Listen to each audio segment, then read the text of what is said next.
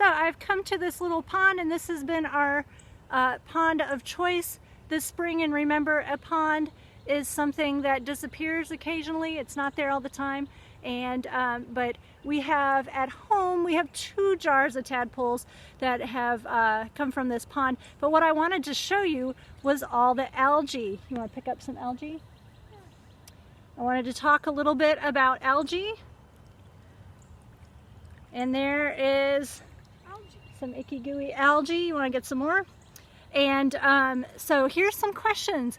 What human activity causes the algae blooms, the really big algae blooms? And you can pause this in between my questions and my answers if you need to think a little bit about it, because you know, I know sometimes you have to ponder these things before coming up with the answer. So, what human impact causes excessive algae blooms? And I don't think these are excessive. It's been like this with the clear water.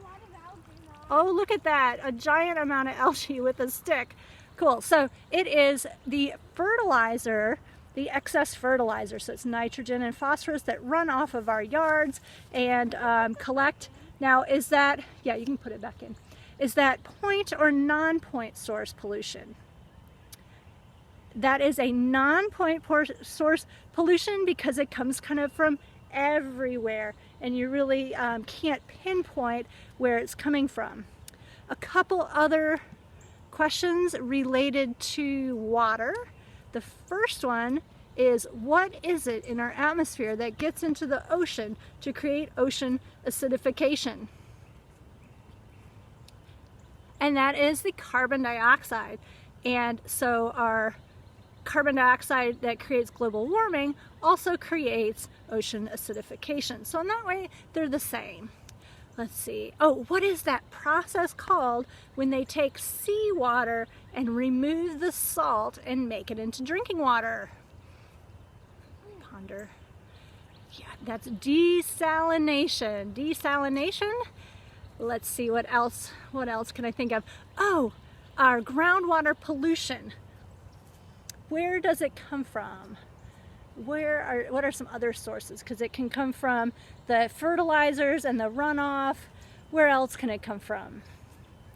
Let's see. Did you mention farms? Did you mention did you mention mining? That's a big source of possible groundwater pollution. Did you mention wastewater treatment, the discharge? Sometimes they don't completely clean the water and then they put it back in the water supply. And did you mention just general factories and their discharge? Power plants discharge warm water, and that can create some groundwater problems. Oh, one more thing about the algae. Which industry is most affected by these giant algae blooms that end up killing off all the fish? Did I give you too big of a hint? I didn't mean to do that. Anyway, it's the fishing industry. Also, tourism is affected by that as well. All right, catch you later. Not a fishing joke. Anyway.